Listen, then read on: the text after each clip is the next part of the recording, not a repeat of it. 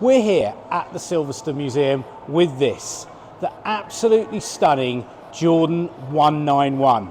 And as you can see, I'm really excited to have it here. I've even got the team kit from back in the day, the t-shirts and including my own hoodie from when this car raced back in 1991. The car is absolutely outstanding, iconic with this colour scheme. The green 7-Up Jordan really shone on TV.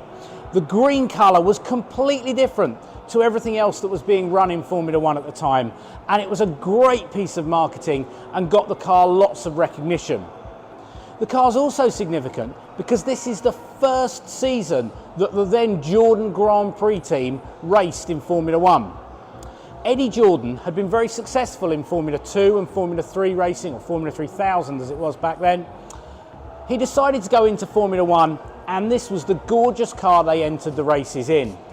It had its first test here at Silverstone Circuit with the legend John Watson driving the car. Back then it was called the Jordan 911, but Porsche got a little bit upset with the 911 moniker, and therefore the car became the 191. The drivers of this car originally, Andre de Cesaris and Bertrand Gachot, were very, very successful.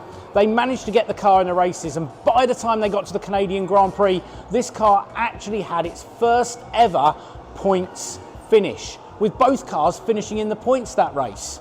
It was absolutely outstanding. There was another twist in the story that year. Bertrand Gachot, the Belgian driver, actually had an altercation with a taxi driver in London earlier on in the year, and he ended up having to serve a custodial sentence after a judge deemed that what he'd done actually deserved some kind of punishment. That led Jordan to having a little bit of an issue. They had nobody to sit in this cockpit. The decision was taken after a bit of toing and froing with different drivers that Michael Schumacher, the now legendary 7-time world champion, would make his Grand Prix debut at the Belgian Grand Prix in Spa of 1991. Michael qualified the car an outstanding 7th place on the grid. Unfortunately though, by the time the race started, there was a gearbox problem. The car only made it a few hundred metres in the race. But that was enough for Michael to grab the attention of other team owners, and he got offered a job with the Benetton Formula One team after his performance in this car. So he actually only raced once in this car. And this is the actual car that Michael Schumacher raced.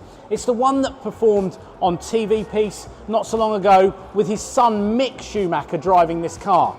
And if we bring the camera in here, you get to see inside a 90s Formula One car. Low sides. When you sit in this, your shoulders stick right out. Quite dangerous for the drivers. That lovely gaping air intake there to bring the air down to that forward engine. And we look at the simplicity inside the car. Not everyone was using sequential gearboxes back then. So we actually have, instead of the paddle shifts, a sequential gearbox shift. There's a bit like a motorbike shift that the driver had to operate with the hand.